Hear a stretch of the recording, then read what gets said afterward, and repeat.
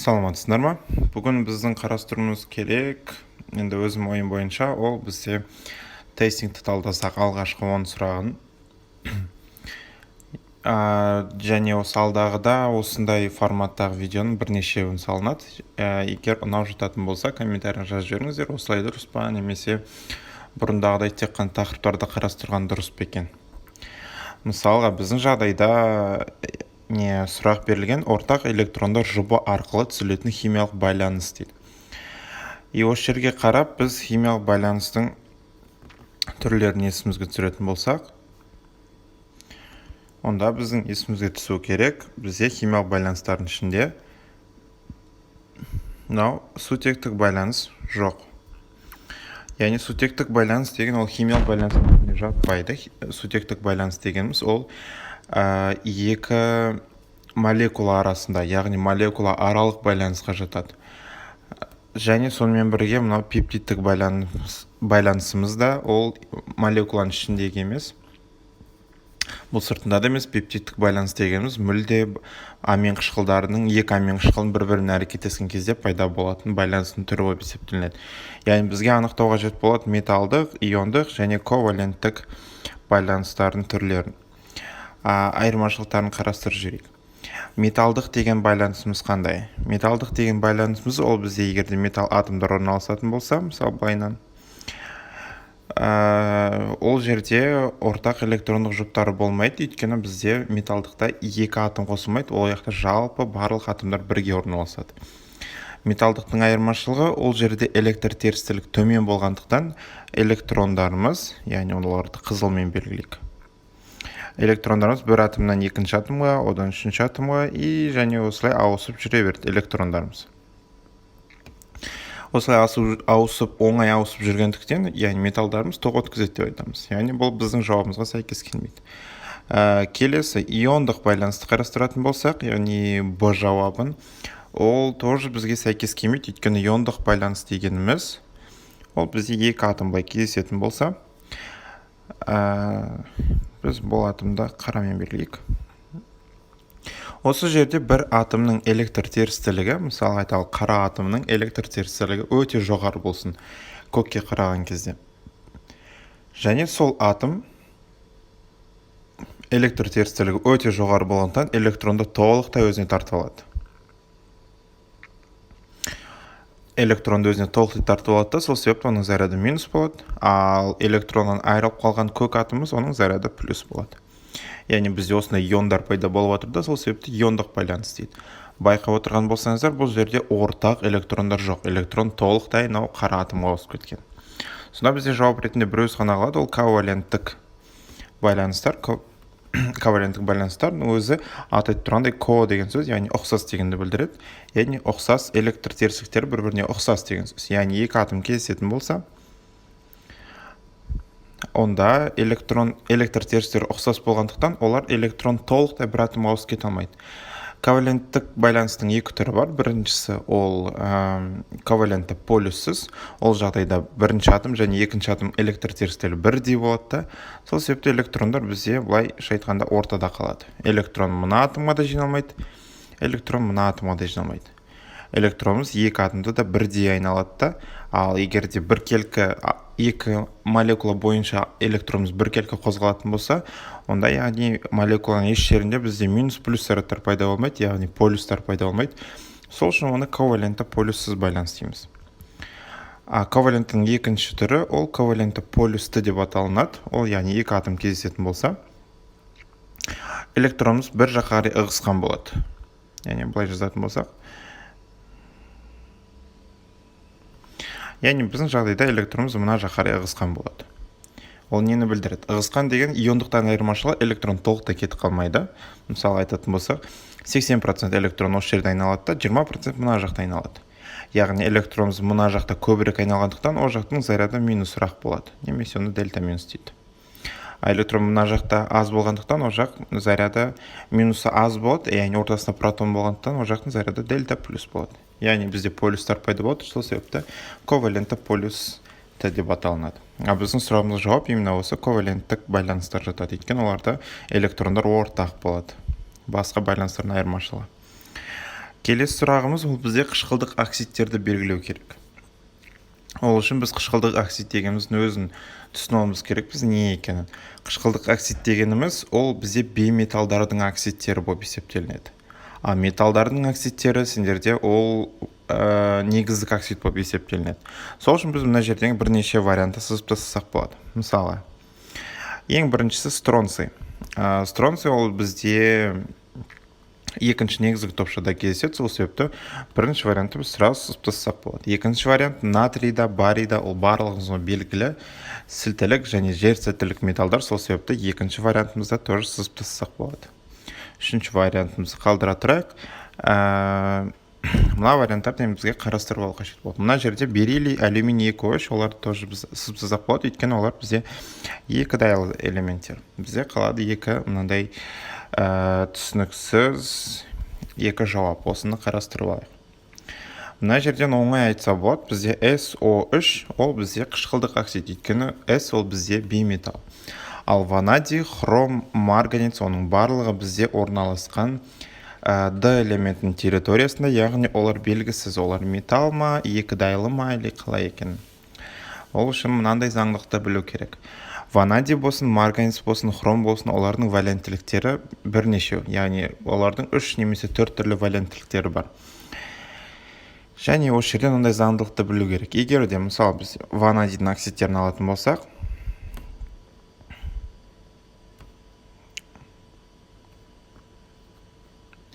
мысалға осылай ванадийдің оксидтерін алатын болсақ, онда ванадийдің валенттілігі төменгі жерлері, яғни мына аймақ, ол жер сендерде негіздік оксидтер қатарына жатады. А ванадий оксидінің валенттілігі жоғары болатын болса, сол оксидімізді ол қышқылдық оксидке жатқызамыз. Валенттілігі орташалар, олар бізде екі дайлы болып есептеледі. И ол бізде кез келген элементтерге, яғни хромның да валенттіліктері бірнеше бар, және марганецтің де өте көп валенттіліктері бар. Сол себепті оксидтерінде түрлері көп. Сол үшін төменгі валенттілігі болатын болса, ол сендерде негіздік оксидке жатады, а жоғарғы валенттің оксидтері сендерде қышқылдық оксидке жатады. Сол үшін мына жақта бізде хром және марганец ол жерде валенттіліктері екі, яғни ол төменгі валенттіліктері, ол жер бізде негіздік оксидке жатады да, оны біз сызып тастаймыз. А мына жерде ванадий 2O5-те ванадий ол жоғарғы оксиді, SO3 ол бізде өзімен өзі қышқылдық оксидке жатады, сол себепті бізде жауап С болады. Келесі, металдық кристалдық тор түрін көрсетіңіз дейді, яғни бұл жерде тағы да біз жауаптарды анализ жасау арқылы бірнеше жауабын сызып тастасақ болады. Мысалға, металдық кристалдық тор дегеніміз біз бағана айттық, яғни атомдардың былай орналасуы металда. Сәйкесінше ол жақта сендерде ешқашан молекулалар болмайды, иондар болмайды, екеуін сразу сызып тастаймыз. Және бұл жерде алмаз кристалл торын тоже сызып тастасақ болады, өйткені алмаз ол бізде көміртектің аллотропиялық түр өзгерісі, көміртегіміз бізде жатады бейметалдарға. Бізде екі жауап қалады, яғни атомдық және кубтық бүйірлі дегеніміз. Егер де химиялық байланыстарды оқыған болсаңыздар, сіздер түсінулеріңіз керек. Атомдық дегеніміз ол бізде химиялық байланыс түріне жатады. Ол жерде атомдардың құрылысы тура металдықтарға ұқсайды да, бірақ ол жерде электр тестілік жоғары болғандықтан, бағана айтқанымыздай электрондар бір атомнан екінші атомға секіріп жүре алмайды. Сол үшін олар тоқ өткізбейді. Сонда бізде бірақ жауап қалады, яғни ол бізде жауап кубтық бүйірлі. Яғни ол бізге көрсетеді атомдардың қалай орналасатынын. Куб бойынша орналаса ма, ромб тәрізді орналаса ма, немесе тағы да басқа да түрлері бар. Солардың бір түрі, яғни кубтық бүйірлі деген түр, яғни атомдардың қалай орналасуын көрсетеді. Төртінші сұрақ, ол бізге логикалық сұрақ. Қыздырғанда негіздікте қышқылдықта оксид түзетін қосылысты көрсетуіміз керекпіз. Ол үшін бізге, яғни бір затты қыздырған кезде негіздікте қышқылдық оксид түзу үшін, бағана айттық біз негіздік оксид дегеніміз ол металдың оксиді, ал қышқылдық оксид дегеніміз ол бейметалдың оксиді. Сәйкесінше бізде осындай бейметал оксид және металл оксид түзу үшін бастапқы қосылысымызда металда бейметалда орналасу керек және сонымен бірге оттек болу керек. Сол үшін біз ең бірінші алып мына калий хлоридін сызып тастасақ болады, өйткені калий хлоридінде бізде оттек жоқ. Сонымен қатар HNO3-де сызып тастасақ болады, өйткені HNO3-тің құрамында бізде металл жоқ. Бізде 3 түрлі жауап қалады: натрий OH, калий NO3 және кальций карбонаты.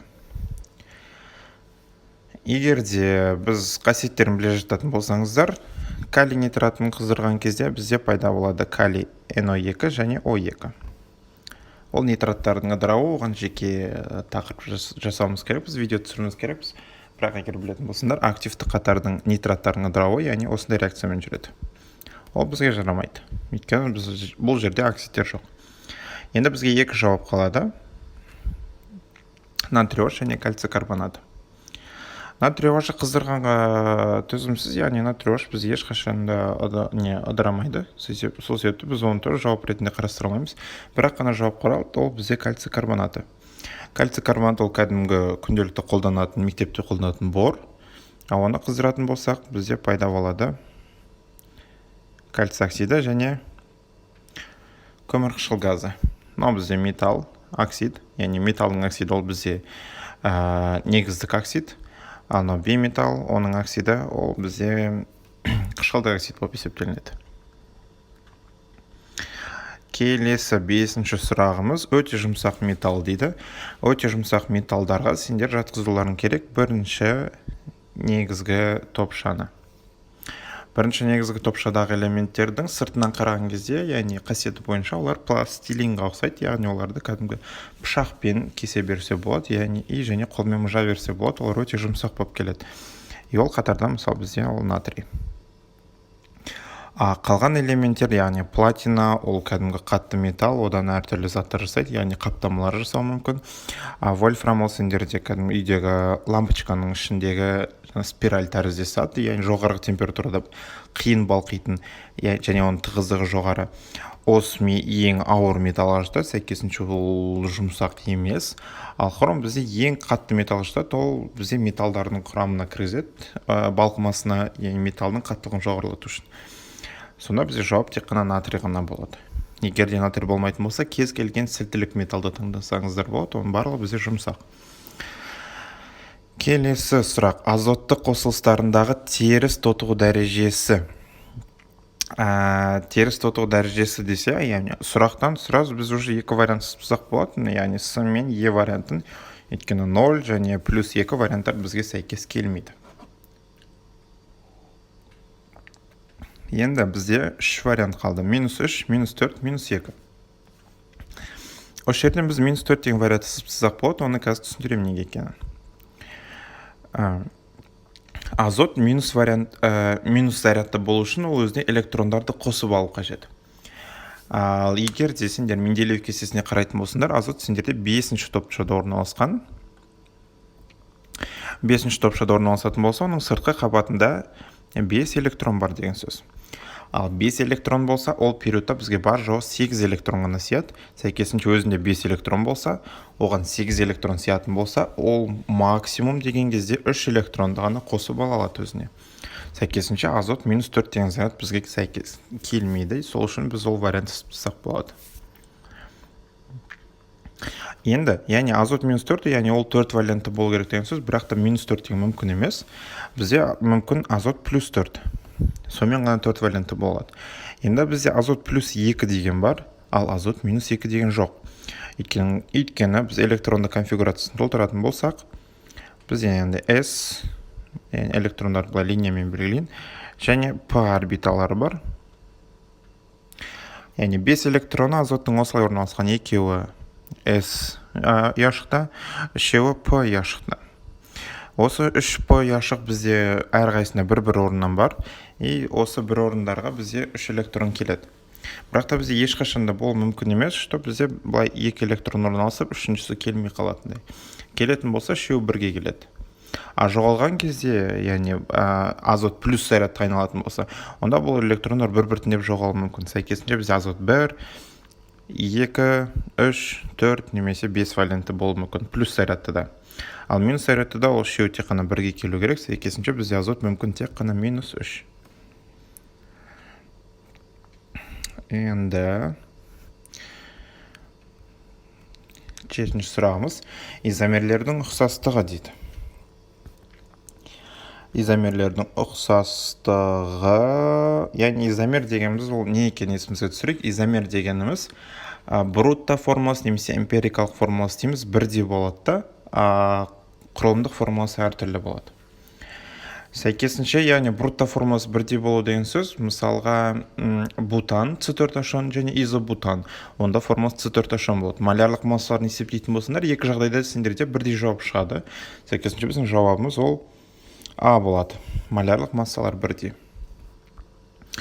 Мына жерде бізде изомердің ұқсастығы деп тұр, сәйкесінше мына жақта әртүрлі деген сөз көріп тұрсыздар. Ол сразу біз В вариантын сызсақ болады. Келесі, заттардың қасиеттері бірдей дейді. Осыдан біліп алу қажет болады, яғни молекулалық құрылымы әртүрлі болғандықтан изомерлерде заттардың қасиеті бірдей болмайды, заттардың қасиеті ұқсас болады. Және химиялық құрылысы бірдей дейді. Химиялық құрылысы бірдей емес, сәйкесінше изомер деген сөз өзінің атауы айтып тұр. Яғни құрылымы кішкене басқаша болып келеді. Брутто формулалар ғана бірдей, ал құрылымы басқаша болып келеді. Қайнау температуралы бірдей дейді.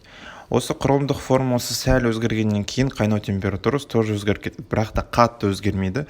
Айтарлық сендерде мысалы N-бутанның қайнау температурасы 112 градус болатын болса, изобутанның қайнау температурасы мүмкін мысалға 108 градус болуы мүмкін. Қайнау температуралары ұқсас, бірақ бірдей емес.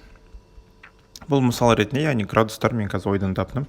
Сол үшін бұл градустарға сенбейміз. Қаныққан бір атомды спирттерге тән дейді. Этерификация реакциясы көміртек атомдарында sp2 гибридтену. Мына жерден біз В вариантын сызсақ болады. Өйткені көміртек атомдарында sp2 гибридтену дегеніміз ол жерде қос байланыс бар деген сөз. Қос байланыс болатын болса, ол бізде қанықпаған спирт болады деген сөз. Бізде жауап сұрақты айтып бір қаныққан деп, сол үшін В вариантын сызсаймыз. Хлормен әрекеттесу дейді. Сәйкесінше бізде қаныққан болса, онда ол хлормен әрекеттесе алмайды. Мына жақта жағдайды жазбаған. Хлормен әрекеттеседі тек қана күн сәулесінің қатысында, бізде ол жағдайды бермегендіктен ол хлормен әрекеттеспейді дейміз. Мыс 2 гидроксидімен әрекеттесу ол тоже жатпайды. Полимерлену реакциясымен әрекеттесу деген ол тоже жатпайды, өйткені бізде қос байланыс жоқ полимерге қатысу үшін. Бірақ та қаныққан бір атом спирттер бізде этерификация реакциясына қатыса алады. Этерификация реакциясының екі түрі бар спирттердің қатысуымен. Ол жай эфирдің түзілуі, яғни ол екі спирттің бір-бірімен әрекеттесуінен. Мына жақта OH-ымыз кетеді да, оның орнына R келеді, ROR. Жай спиртіміз, немесе жай эфиріміз. Немесе екінші этерификация реакциясының түрі, ол бізде күрделі эфирдің түзілуі, яғни ол жақта спирт пен карбон қышқылы әрекеттеседі. Сонда бізде жауап бізде А болады. Келесі, сульфид ионын анықтайтын зат. Осындай сұрақ келетін болса, бір ионды анықтайтын зат деген, яғни сапалық реакция. Ол сапалық реакция дегеніміз, мысалы сендерде бір ерітінді бар, сульфид ионы кездесетін болса, онда ол суда еритін бір қосылыс болу керек. Мысалы сульфид ионы бар десе, онда мүмкін ол натрийдің тұзы шығар.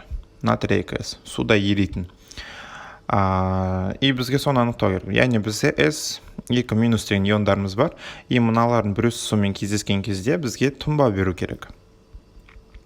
Сәйкесінше бұлмен кездесу үшін бастапқы затымыздың өзі тұнба болмау керек. Бұлмен тұнба беру үшін. Сәйкесінше біз аргентум хлорид мен кальций карбонатын сұрасып тұсақ болады, өйткені олардың өзі тұнба. Сәйкесінше суға қосатын болсында реакция қатыспайды, өйткені ол қатты зат. Енді келесі жағдай бізде тексеруіміз керек натрий OH пен калий OH-ты, и сәйкесінше натрий OH пен калий OH әрекеттесетін болса, сендерде түзілуі мүмкін натрий 2С пен калий 2С.